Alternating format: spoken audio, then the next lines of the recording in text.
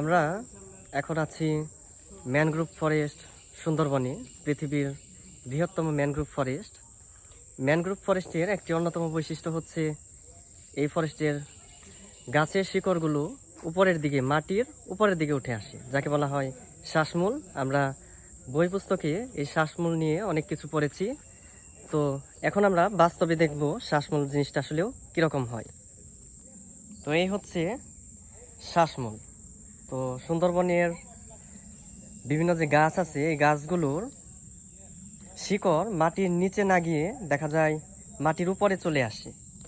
এই জিনিসটাকে বলা হয় শ্বাসমূল। লবণাক্ত পানিতে যে সকল গাছ জন্মায় তাদের একটি অন্যতম বৈশিষ্ট্য হচ্ছে শ্বাসমূল।